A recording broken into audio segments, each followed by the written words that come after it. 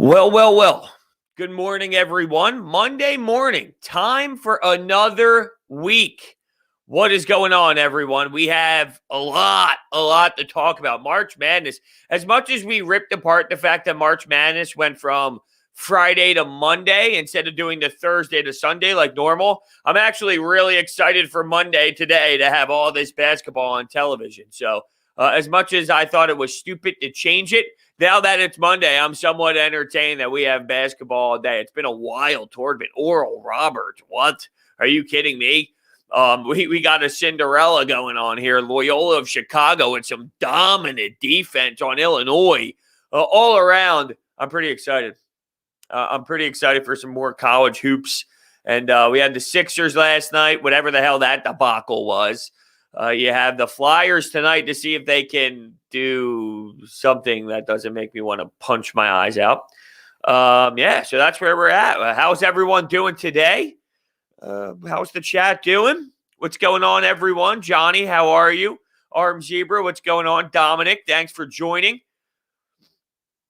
Braves ball. All right, we got a little Atlanta Braves baseball fan, it looks like, in here. Evan, good morning. Good morning, Brodes. Beautiful morning after a heart attack Sixers win and a dominating Villanova W. Yeah, I thought that, look, obviously, when you lose such a significant piece that Villanova did, you know that it's going to end at some point, unfortunately. But the upset allowed them to have a better opportunity to make it to that Sweet 16. No LeBron or Embiid. It's Danny Green MVP. Dude, that Danny Green game last night was something, huh? Unbelievable. By the way, why don't we sit here and have our cheers together, right? Let's have our first sips of coffee with one another. So cheers to everybody. Amazing. Paul, how are you doing? I'm doing great, man. Thank you. Oh, I ain't no Atlanta Braves fan. It's my school name for baseball, Williamstown Braves. Interesting.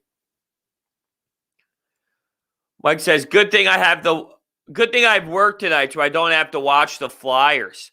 Look, man. The Flyers are ready to touch that territory of, I don't know if I can do it much longer. Yeah, it's to that degree. We are at that point where the Flyers are on they are on their last straw. There's no denying that. They are on their last straw in terms of entertainment. They got to play the other way. If they go out and throw you another stinker and they give you what? A 5-1 loss. What's the deal with Sean Couturier? We don't have much information on that, so we don't know. This Flyers team is ridiculous. The road trip, they at least have to go 4-2. Very winnable. Yeah, look, they have surprised me to this point. The fact that they only lost one basketball game since Joel Embiid went down, where I would say, look, at this point, 500 is what you probably need to say is okay. Anything less than 500 would be disappointing.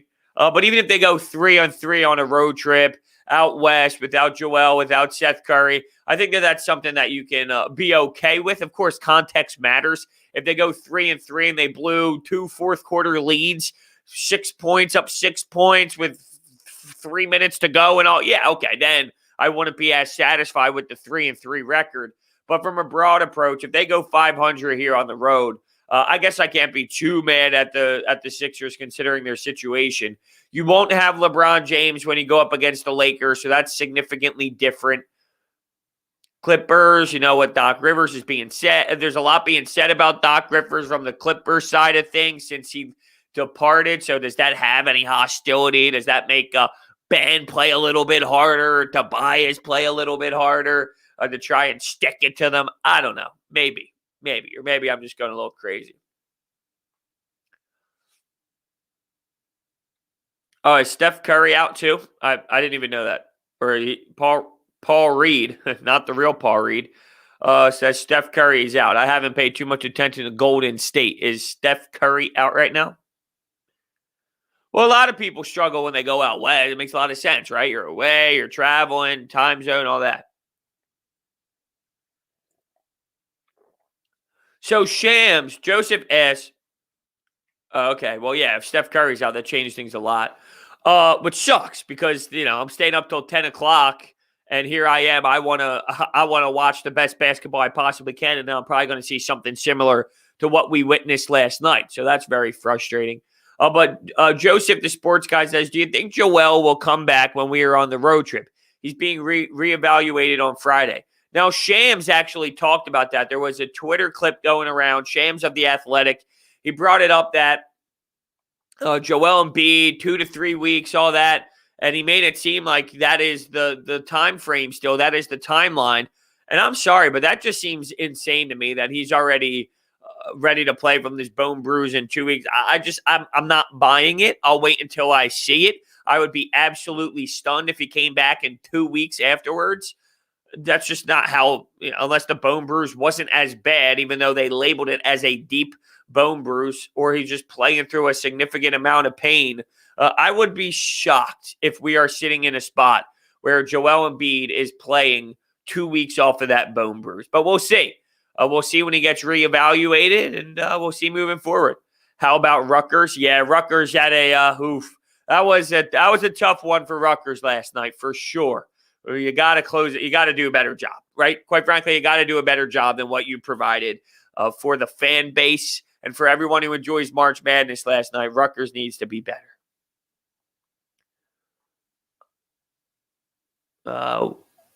We don't want him back too soon. No, I agree. We don't want him back too soon. TK says, no, don't rush Joel Embiid back. We need him as close as 100% as possible in the playoffs. Yeah, the bone bruise, though, like it wouldn't get any worse. It's just painful to play on, I would imagine. You do want to get him back with enough time to get back in shape. We praised that this season. That's one thing we loved out of Joel Embiid this year that we weren't accustomed to was he looked in shape. He wasn't hanging over his knees as much as he did in years past. He wasn't huffing and puffing the same way. He looked like he was dominant every single night. He was going out there and he was doing it. It was a common thing every single night. It was every night. It was consistency. And with his conditioning level, it was there. That's something that we need to make sure is available for when he gets into the postseason. So, with that being said, while I don't want to just throw him in there just to throw him in there because it's just regular season, I want him to be able to get back and rocking, and I want him to play so we can get a good feel. Once he gets a good feel, that's what we're talking about. We got to get him back to that.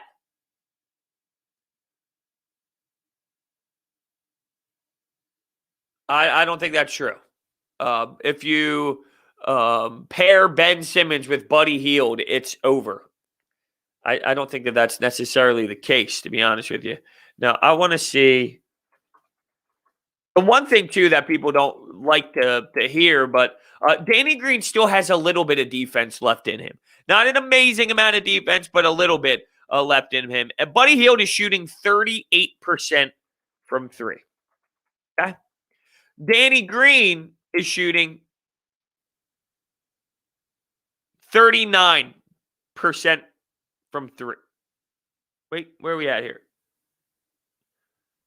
Okay, I am correct. Just double checking. Buddy Hield is shooting 38% from three. Danny Green is shooting 39% from three. I know people don't like to hear this. People don't like Danny Green for some reason. They don't like Danny Green because he'll have an off night because he's streaky. Buddy Hield is also a streaky shooter. Like, that's called being a shooter in the NBA.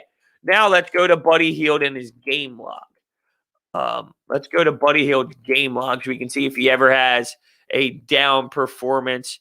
He shot 2 of 11 from three the other night.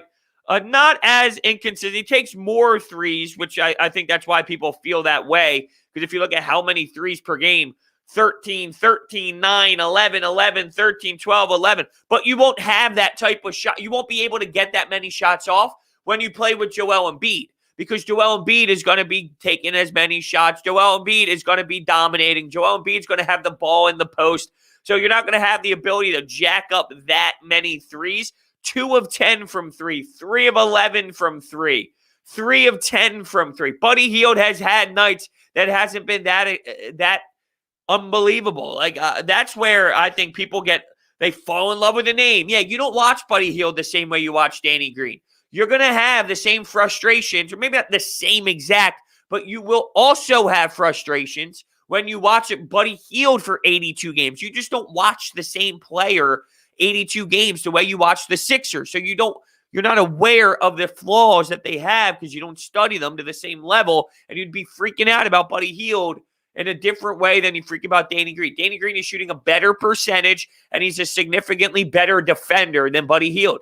So why are we now trading Danny Green and a couple of picks? Like, Danny Green and a couple of picks? That's where we're at now? Come on. Buddy Boeheim's a walking bucket. Hey, good for him to be the guy to shut everybody up and say, hey, he can't come, can't play at Syracuse, right? Oh, he can't come here and play. Your father plays here. Yeah? Screw you.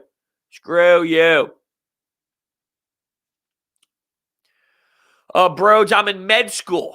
A deep bone bruise just means the bruise is not near the top of the bone. It's near the outside of the bone. It's more on the inside.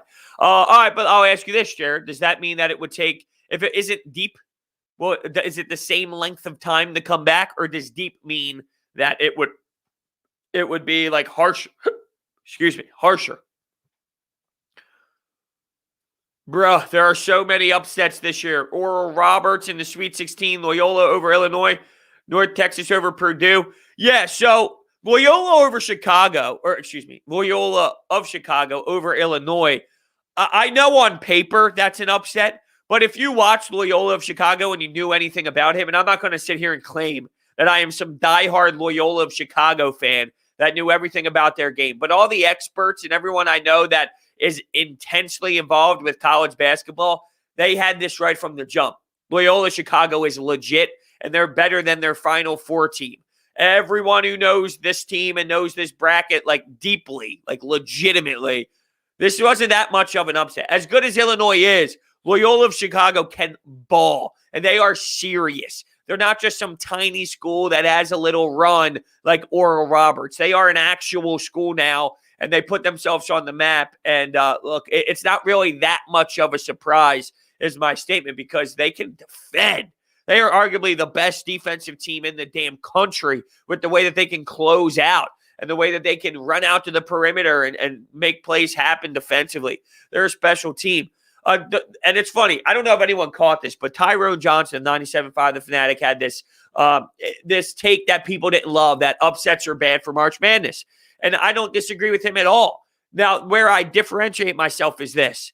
If you're going to be a team that has a Cinderella and has an upset, okay, win more than one game. Don't be the team that beats Purdue and then gets annihilated by 40 the next game. That's the type of upset that I don't love, because I want the better teams to be involved deeper, which makes the Elite Eight better, which makes the Sweet 16 better. I'd rather have better basketball in the Sweet 16 and Elite Eight. But if you're going to pull something off like Oral Roberts and get to the Sweet 16, now that makes the Cinderella, or it makes the upset a little bit more entertaining. If it's just going to be one game and then you get annihilated insanely, then I'm out. But if it's a team where you go on a little bit of a run, you win a couple, well then, yeah.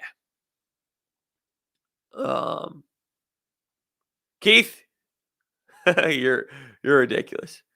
There's a lot of comments here since that Danny Green comment. Danny Green had 5 steals last night, played some great D. Yeah, Danny Green was unbelievable defensively, and he can still do it to a degree.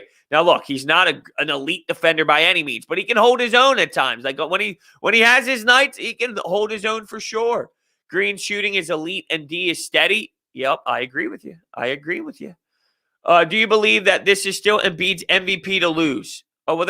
Well, throwing LeBron James's injury in the mix definitely changes things. It just depends on how much more time he misses and how the league looks at that. If he comes back and he has enough games where he was playing at the same rate that he was prior to the injury, well then, yeah, I think he might have a case for himself because of LeBron James going down. But yeah, it all depends on how the league values how much time he missed and how much time he actually does miss. William says, we can't trade Green. He showed up last night when needed, and he's an ultimate pro. Also, championship pedigree. You don't win 2 in a row by fluke. You're preaching to the choir. People just get so annoyed and frustrated with him because there's games where he has off nights. Yeah, but the threat of Danny Green is important. The threat of him just standing there, even if he's not going to make his shots, is very valuable. You need to know and understand that teams defensively now have to keep a side eye out on Danny Green out by the perimeter, especially in the corner, and that will affect. You can't just have him hanging out. You will die. People talk about living, dying by three or living, dying by doing this. Well, if you choose that philosophy with Danny Green, majority of the time, if you live and die with Danny Green taking your threes, if you're the other team, you don't want that. You don't want that. You can't have that. Billy says, you also have to recognize the fact that the Sacramento Kings play like they are in the YMCA, just run up and down the floor, no defense. Yeah, I agree with that. What is that in reference to, Billy? The way that Danny Green plays? What is that? What is that in reference to? Because they played the New York Knicks last night, who have way more intensity defensively. Tom Thibodeau is making you play that intense defensively, and he brings that energy on the sideline. So what is that exactly in reference to, Billy? Do you think we're going to see a coaching change for the Flyers? No. It's not time to fire a coach. In what universe? I got a little frustrated. It's been 1.5 years. Alain Vigneault had a phenomenal season, went to the second round and lost in Game 7. And this year, the personnel on the team is struggling. You could tell they have no answers at defense. And now we're questioning if we should fire the coach. No organization, no good organization. First off, fires a coach with that pedigree after 1.5 years. You might be able to find a coach that you think is good, and then you realize after 1 year, hey, maybe this route wasn't the best way. But when you have the pedigree like AV does, after one fluky bad season that we're at right now, you cannot start making coaching changes right after you get a full new regime. So that's a little crazy to me. Time away would depend on how he feels. They wanted to wait 2 weeks because there is potential for it to get worse, but he'll get another MRI to make sure it's clean before he returns. Gotcha. Christian says McDavid or Matthews for the Rocket. So I don't know if you're just saying that randomly or if you listen to Open Ice Hits or if you just saw the title of Open Ice Hits, but that is the conversation of the NHL podcast that I dropped this morning on Open Ice Hits, where we discussed that. We got into a Joe Thornton conversation, and Johnny Gaudreau joined. So a good episode of Open Ice Hits for all you hockey fans out there. Coming into the season, I expected a lot more of Embiid Curry dribble handoffs. I wonder why it hasn't been used more. Would you like to see them try it more? Not necessarily. I'm okay with the way that everything's rocking right now offensively for the most part when Joel Embiid is out there when it comes to the spacing of the floor. I'm not demanding for an insane amount more of dribble handoffs by any means. I would love to see more of Ben Simmons, though. The Ben Simmons offense is seriously irritating, and if you're satisfied with just looking at one side of the floor, you're doing him a disservice and you're doing yourself a disservice. That is the truth. You are doing yourself a disservice if you are not aware or not pounding the table for Ben Simmons to become a better version for his offensive game in the half-court set, because it's miserable. It's absolutely miserable.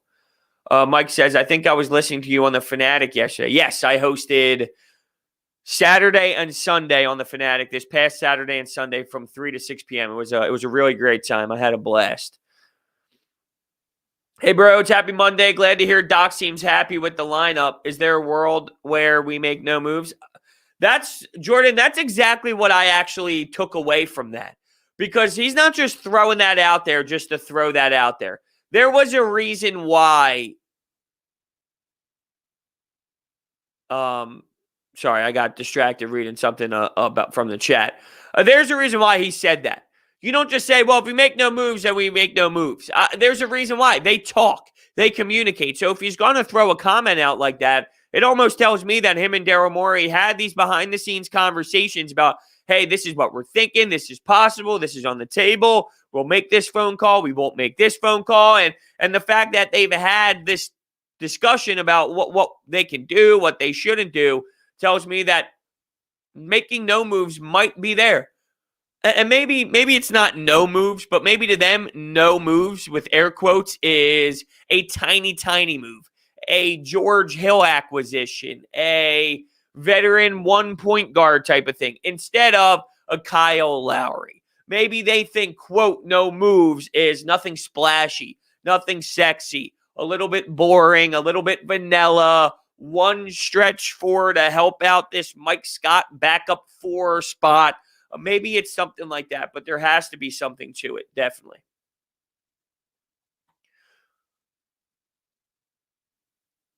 I agree. Ben has to be more aggressive, and what makes me the most mad is the fact that he isn't going to the line that much and missed layups and ugly floaters. Yeah, look, he had 17 field goal attempts, and this is why I go back and forth with my brain a little bit. If he had 12 field goal attempts but went to the free throw line 5 times, do I feel differently about it? Yes and no. It goes back to field goal attempts. Yes, I clearly am aware that 17 field goal attempts for Ben Simmons is something that is should be satisfying for the most part. But the lack of getting fouled is a problem to me because you need to put the other team in foul trouble. You have that body structure. You have that ability. You have the skill set to fly towards the rim, and then teams have to make a decision on what they're going to do. Are they going to foul you? They're going to do this. You have the ability to change the outcome of the game. Oh, we're in foul trouble. I now need to go to my bench. I need to take him out. He's got 3 fouls. I got to switch this guy. I got to put this guy on bed, this and that. He's not getting fouled. He's not going to the line, which changes the way that the other team defends him. So now it's more about that aspect of it. And now it's a common theme with him, too. The last couple of games, he hasn't been going to the line at all. At all. And then when he does, he misses. There's got to be something to this not getting fouled thing and the aggressiveness. 17 shots would say aggressive. 2 field goal attempts and that coming with barely any time left in the game. That's also telling me something, though. And it's not, oh, the refs just didn't call anything. No, it's more than that because it's multiple games in a row now. What do I think about Kyle Lowry? I would do it. I would make the trade for Kyle Lowry. I think that it's something that I would do. I don't know if the Sixers are involved as much as maybe. It's dying down a bit, right? I think that's pretty clear. It's died down. The rumors have died down a little bit. Maybe that's a good thing, though. Maybe that's a sign. Maybe that's a good thing. Maybe Doc Rivers sending that message. Here's something that just came. Here's a twist in the story. Real quick. Let me take a little sip of my coffee, though. Here's a little twist in the story. Is it possible that Doc Rivers made it seem like, yeah, you know what? Maybe we'll do nothing. Maybe we'll make no trades. Maybe we'll stay with where we are because I love my team to make the Raptors second guess themselves. Well, hold on. The Sixers are okay with not doing anything. So if the Sixers make an offer, they're not going to play around. They're not going to up the ante. When they make their offer, this is probably them going to be firm because they even made it pretty clear publicly that they're okay with staying put. So maybe it's a smokescreen. Maybe they're not really okay with it, but they're just trying to play that game. Maybe Daryl Morey, the veteran that he is, it's like, hey, Doc, go say this. Go say this to the public. Now, maybe this conspiracy theory is a little too deep. Maybe I'm going a little too strong here with this philosophy that I'm thinking about, but I guess I have to put everything out there on the table. Am I concerned with spring training, Aaron Nola in spring training? No, not really. Not really. I think we know what we're going to get out of Aaron Nola. He's going to be in that 3 ERA-ish. In terms of wins and losses, it depends on the offensive production you get from your teammates. But I think you have enough of a sample size, and it's been steady for what it is. He'll have dominant moments. He'll have frustrating moments. But, yeah, that seems like it's inconsistent. But he's consistently been the player that he's been to this point. And I think you kind of know what you're going to get out of Aaron Nola. We've seen him enough, right? So I think he is what he is at this point, and you kind of know what to expect out of him. How do I feel about the Eagles going after Joe Flacco? All right, veteran quarterback. I'm not too worried about the backup lifestyle. I know that you only have Jalen Hurts out there right now, so you're going to have to make moves. You're going to have to bring in a couple quarterbacks on this roster.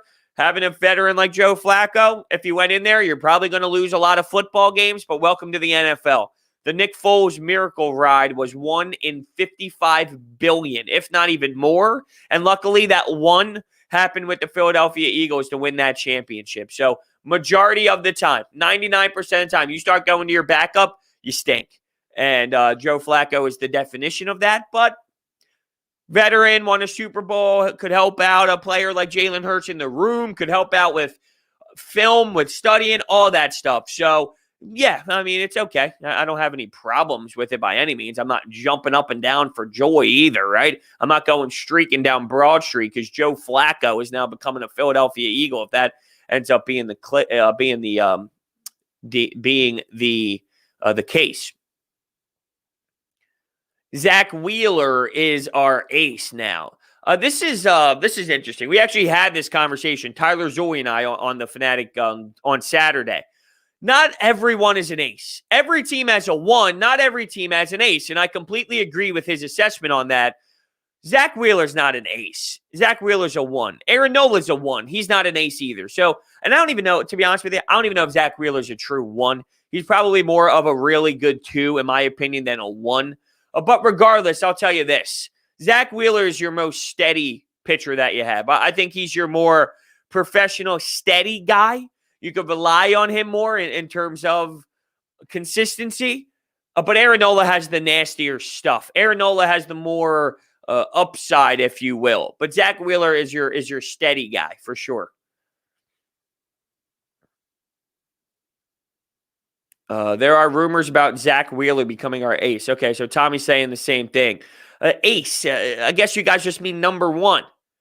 And I mean, I get it, and that's fine. I think Zach Wheeler is he's more steady. He's a steadier pitcher. So I would be understanding if they made that move. It doesn't mean much. If you're pitching first, if you're pitching second, whatever. But in terms of opening day and all, if you throw out Zach Wheeler on the bump instead of Aaron Nola, considering Aaron Nola has been that guy for many, many years, yeah, it would be interesting. I don't think that would change much of a dynamic, though, but it would just be interesting. I don't want to trade Danny Green. I think he fits what we need, and he's been good. I agree. He does fit what you need, and he has been good. The only time that I would trade him is if it's Kyle Lowry, if it's a significant help. I think Kyle Lowry is a significant jump from Danny Green. So, yeah, I would throw him in there. There would only be a couple guys that I think would really be able to help this team make that jump on a serious level where Danny Green would be in play. A $5 donation coming in from Logan. Morning, Brodes. How long do you think it'll take Joel Embiid to get back to his MVP after his injury? It's an interesting question. Amazing. That sip of coffee, that is. And the question, of course. And you, Logan, just in general. Thank you so much for the donation. How long do I think it'll take Embiid? I would love to say, like, in reality, I'm going to sit here and say a couple games, and he's going to come back and drop 35 and grab 12 rebounds on his first game, right? That's what I feel is going to happen. I'm going to sit here and logically say, well, you took a lot of time off. You have to make sure you get back in the rhythm. Maybe there's some sort of, not load management, but time restriction on him. Maybe the first game he only plays 25 minutes. Who knows? So we can get the legs back under him to see how it feels. But that does seem like the old version of the Sixers, not so much the new version of the Sixers. They seem to trot him out there no matter what. With Joel Embiid, logically, I'll say a couple games. But my gut tells me that you're an idiot, Brodes. It's Joel Embiid. It's a different season this year for him. He's going to walk out there and just be dominant right away. I don't know why that's my answer. But my answer seems to be he's going to walk out there and do it right away. Matt says, yeah, I meant our ace. So I guess our number 1. Yeah, exactly. Not everyone has an ace. Everyone has a number 1. And I think that that's fine. I'd still rather Nola as the number 1. I'm okay with either or, quite frankly. I don't really care.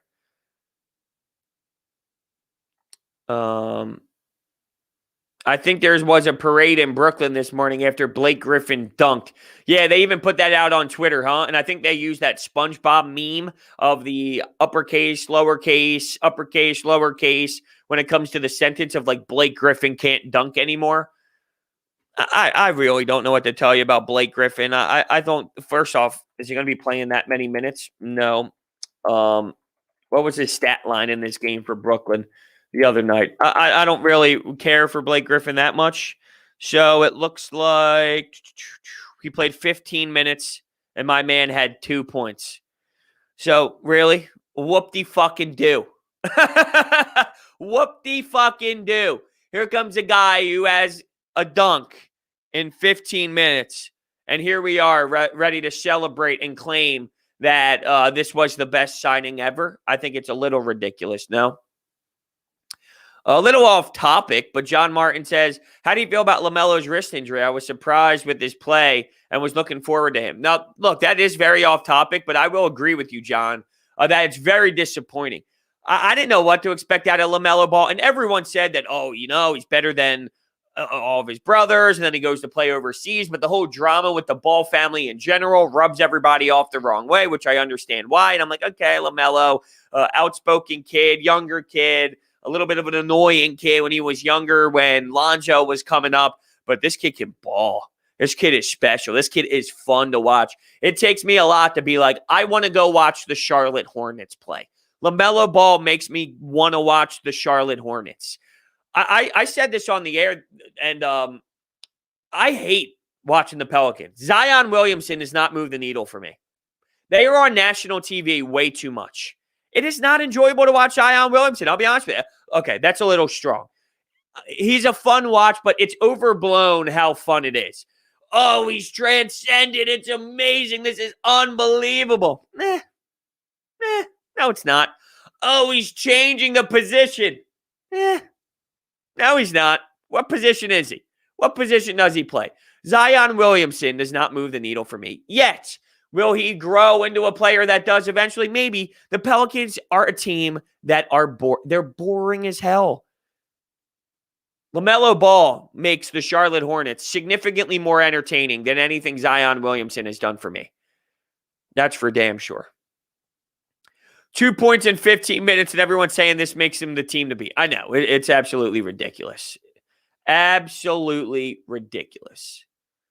It's actually hilarious to me. Thoughts on Desean Jackson to the Rams? If Desean Jackson goes to the Rams, which is obviously official at this point, you know he's going to play 12 games. You know he's going to play 13 games. You know he's going to play 14 games. You know he's going to play 16 games. Dare I say 16? Going once, going twice, 16, 15, 15, 15, going once, going twice, 16, 15, going once, going twice. I do feel like he's going to play significantly more than what he did with this whole 5 games, 4 games, hell, 3 game seasons. That's not going to happen out in LA because, well, the Philadelphia Eagles. Now, I did have another Eagles question pop up here, and I want to pop it out on the screen if I can find it. But maybe, just maybe, I can't find it through me scrolling. Eagles. Oh, here you go. I have an Eagles-related question. What do you think of Jackson rumors and the Harris signing? I think the Anthony Harris signing is a phenomenal signing. I really do. It's a low-risk, high-reward situation. You get him for 1 year, $5 million. 2 years ago with the Vikings, he turned the football over. That's right. You can actually do that. If you're a secondary player, you can actually catch the football and put it in possession of your own team. I know it's shocking and it's wild, but it is something that can occur. He did that. Now, last year, not so much the case. There's a big difference, though, on the type of pressure Minnesota was getting last year compared to the year prior, and maybe that plays a role in the outcome, right? So that being said, with Brandon Graham, Fletcher Cox, Javon Hargrave, Derek Barnett, with those players, if they can generate enough pressure, will that allow Anthony Harris to get back to the player that he once was 2 years ago? I don't anticipate that. I think that's the outlier. I think that's more of like the best he can be. And I'm not going to anticipate him being that version of himself. There is a reason why we went for 1 year, $5 million. Of course, the salary cap plays a role, and players and teams are having to shred some salary with where the floor is for the cap and all. But I think it's a very high reward, low risk, high reward thing for Anthony Harris and Rodney McLeod. You don't know what to expect out of a guy that has an injury like that. So you need to get some stability back there. Jalen Mills is gone. Rudy Ford went to, where did Rudy Ford go? Jacksonville, I think. So you have holes. You have a lot of holes in that secondary, and you need to fill it. Anthony Harris is a great way to fill it, and you should be excited for him.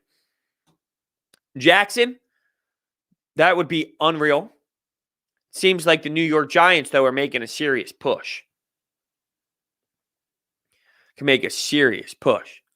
You mean defensive back can make plays? Yeah, yes. A secondary player can actually catch the football. That is reality. Oh, we got a $5 donation coming in from Christopher Brown. Loving the work as usual. I said 5-5 would be good in Embiid's absence. 6-4 would be amazing. But now feeling that the minimum could be that could be the minimum with the 4-1 start. Yeah, I said hypothetically, if they were going to miss 14 games, which clearly seems a bit aggressive, and thank you so much for the $5 donation, Christopher. It means the world. I said 10 to 14 games in that range. So if he was to miss 10, I said 6-4 would be okay. And I said in 14 games, if they went 8-6 in that range, that would be the range I would think they would be. 8-6.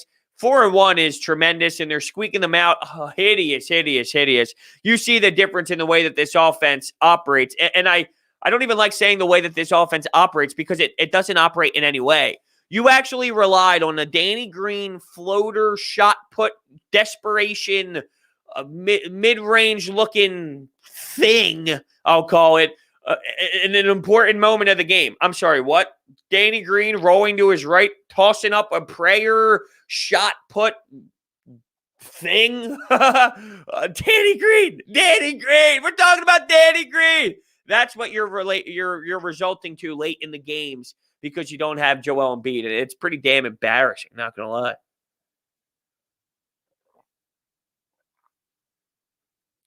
But thank you so much, Christopher. You're amazing. Thank you so much for the support. I really do. I really do appreciate it. Betty Boeheim to the NBA. Yeah, it's funny. Shams just tweeted the Sixers and Heat are front runners for Lowry. Okay. That's kind of what I was saying before. Maybe there's a little bit of a smoke screen and all, but I love it. I love it. I love that. I'm all in. I'm totally cool with it. I'm excited for Kyle Lowry if that's the case. Do the Heat have more in play, though? Is there enough do they have enough firepower to get it done, the Miami Heat, more than – because I'm thinking, all right, you have to match the contracts. So you match the contracts. Now it's about what player pops. Shake Milton, Matisse Thybulle, Tyrese Maxey. Of the three, I would say that Matisse Thybulle might have the most appeal. Is that what the Miami Heat can beat? Can the Miami Heat beat a Matisse Thybulle? And it'd have to be willing to part ways with Matisse Thybulle, which I would be, by the way. Everyone's going to say he's untouchable because of his defense. Let's stop getting carried away with the untouchable label. Yes, I'm aware of his defense. You can find role players. You never, ever, ever, ever, ever, ever not pull a trigger on a player because of role players. You might not find the same lethal defender of role players, but guess what? Teams won championships without Matisse Thybulle before. You can win championships with a nice bench that doesn't have Matisse Thybulle. Matisse Thybulle is going to be an X-player, an X-factor type player due to his defensive structure and the way that he can defend. You do not say no to players because of role players. You can find role players. Maybe not the same one, but there's plenty and millions of role players that you can win with that you can plug in to make it work. So I am never saying no to a trade because of a role player. That's a reality of the situation.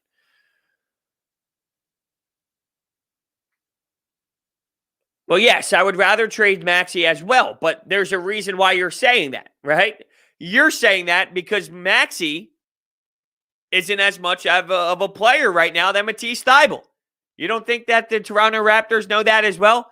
Now, quite frankly, I think that Maxey might have the most upside in general when you think at it from a broader perspective. So maybe the Toronto Raptors look at it the same way as well. But yeah, you're saying that for a reason. Think about it. You are saying that for a reason, which means they know that too. Yes, Mitch. Yes.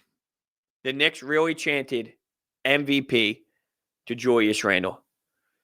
Yes, you would have to get rid of Danny Green for Kyle Lowry. But that is something that I would do it with. Danny Green for Kyle Lowry, that makes sense because you're getting that ball handler. I think it's big, too, to get that ball handler because now you can be more versatile with Ben Simmons. You could put Ben at the 4. You could put Ben at the 5. You can do a lot more with Ben, where you have a primary ball handler in the half-court set. Right now, you have no primary ball handler in the half-court set. Now, knowing the flaws of Ben Simmons, which we knew about it forever, you now have a legitimate ball handler where you can actually run an offense. You can run an offense in the fourth quarter with 4 minutes to go. That is insanely important. So you have the defense that you're looking for. You have the ball handling that you're looking for. You have the scoring ability that you're looking for. You're getting a great version of Kyle Lowry that you need help with, man. You need help with. Now, let's look at his game log to kind of just get a perspective on what he's been doing as of late. 44% from three, 66% from three, 25, 42, 37. He's giving you 18 points. I'm just kind of looking at his game log over the last couple of games. Wow. In the whole month of March, I really just said that. In the whole month of March, lost to the Pistons, lost to the Celtics, lost to Atlanta, lost to Charlotte, lost to Chicago, lost to Detroit, lost to Utah, lost to Cleveland. Oof. That is a tough stretch. Right now, he's shooting 39% from three, almost 40% from three, averaging 17 points per game and 7 assists. Yeah, sign me up for Kyle Lowry. Maybe that smoke screen was legit.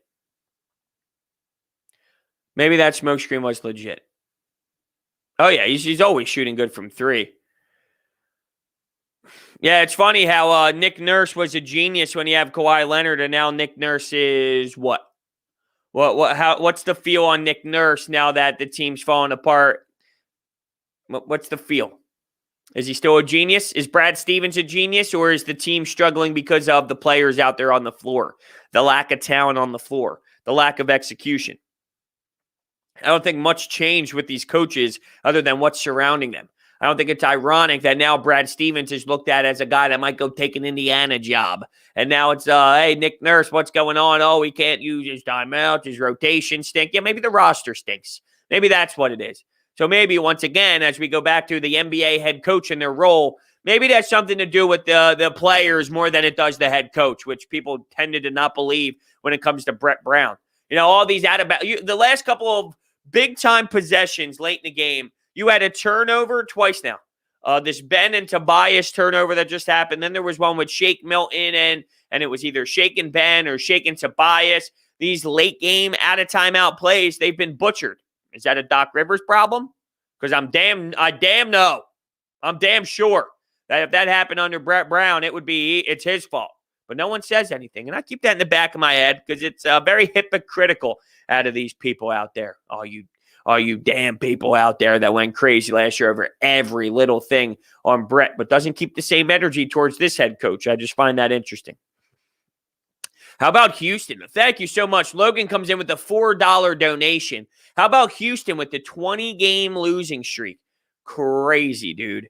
Crazy. That is, and the crazy part, you have John Wall. So I was going to say that's sort of like what the Sixers went through with the process, because it is. That's the type of losing and pain that you suffered through. But you didn't have a John Wall. You had a Spencer Hawes.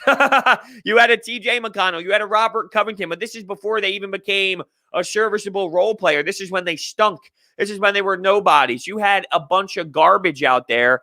You have at least John Wall, and you can't do a damn thing.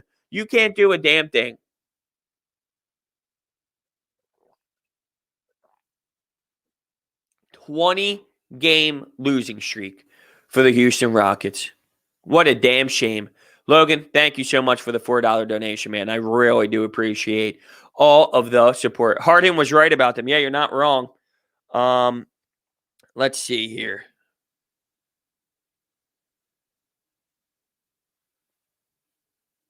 Where are we? I just got to send this text message. Pretty important news just going down. So a little behind the scenes stuff. I just got some information on the Fly guys tonight with this decor. Let's see.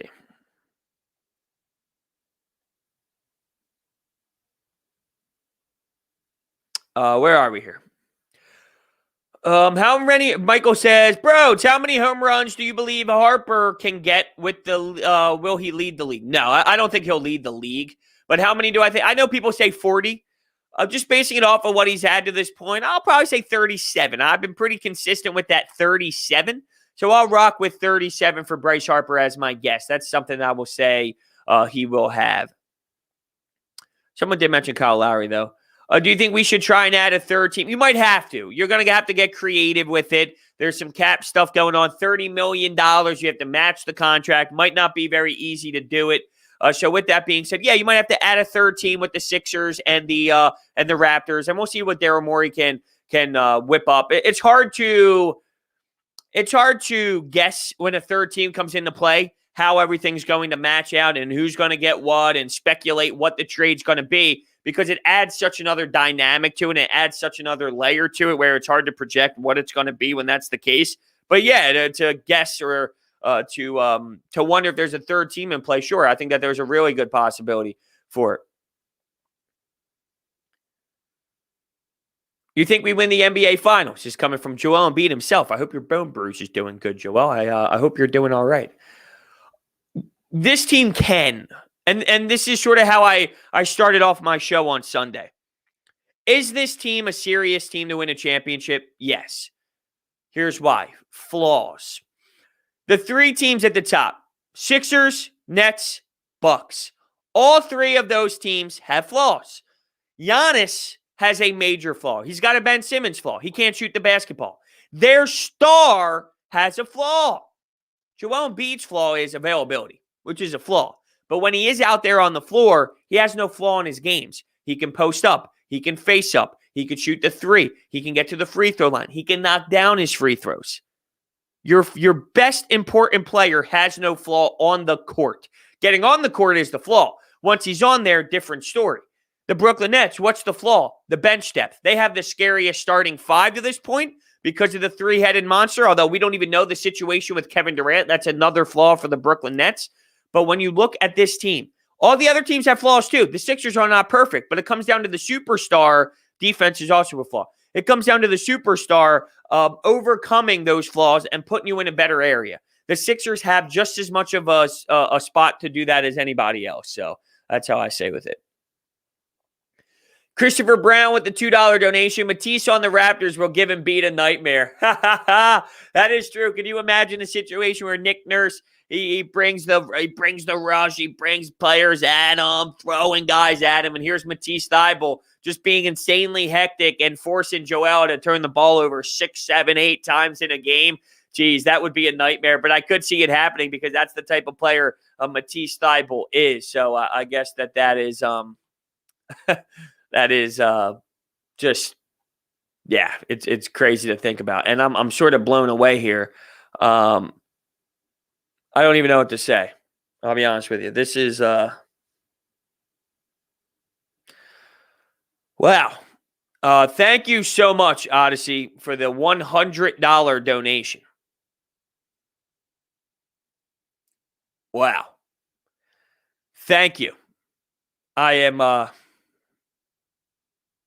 actually speechless. And I know I say this a lot. It takes a lot for me to be speechless, but I really am stunned. I'm not even a Philly fan. I'm from Cleveland, but I do recognize authentic talent, and you have it. Keep rocking your talent, Brodes. Thank you so much. Thank you, thank you, thank you. Thank you, thank you, thank you. Now, someone says in the chat, someone stole Mom's credit card. Yeah, you know what? You might be, yeah. That's pretty damn funny. But thank you, Odyssey. This is incredible. I don't even know if I can stress it enough. I don't think enough thank yous can even be applied here. That is just incredible, and you are amazing. And thank you for all of the kind words. Yeah.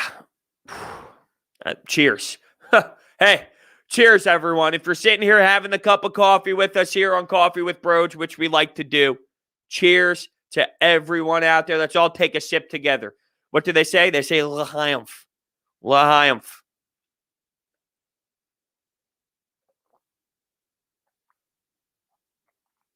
Thank you, Odyssey. Really, really, thank you. Whew. All right, how do we transition from that? How do we transition to that?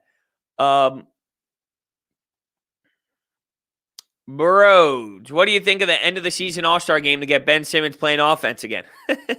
I don't think that is going to be a reality. Odyssey says coffee time. Yes, it is coffee time. There's nothing better. I do find it funny. As soon as the show is over, I just make a fat cup of coffee. My after show coffee is amazing. I don't think, and this is, look, I enjoy my coffee, but I talk so much, I don't get to drink my coffee the same way that I do afterwards. It's a different coffee. This is fun coffee. I enjoy the coffee with everyone, or else I wouldn't be doing it.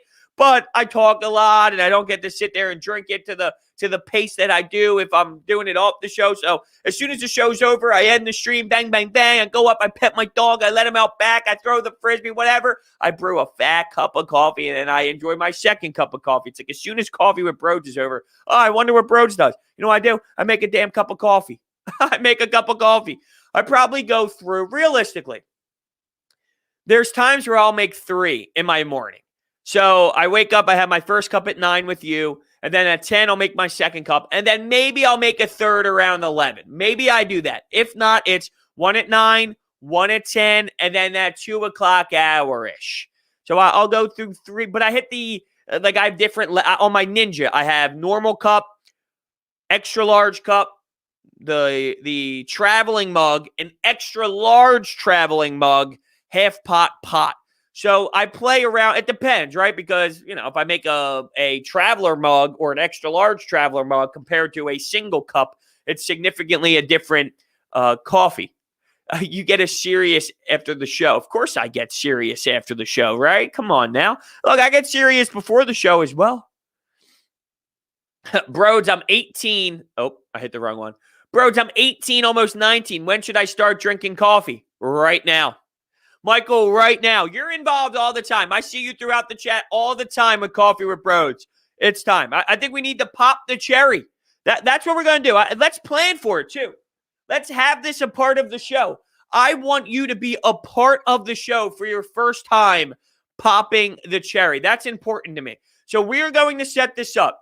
I want you to slide into my DMs on Twitter at Brodes81. And by the way, what you need to do on Twitter, pin tweet at the top of my profile. I'm giving away a Ben Simmons t-shirt. You have to follow me on Twitter and retweet that tweet to be engaged and to be entered to win. Make sure you do that. But what needs to happen with Michael is, we might even pop him up on the stream. Maybe we do Coffee with Brodes where we bring Michael on, who has never drank coffee, and we have him experience the first sip of coffee.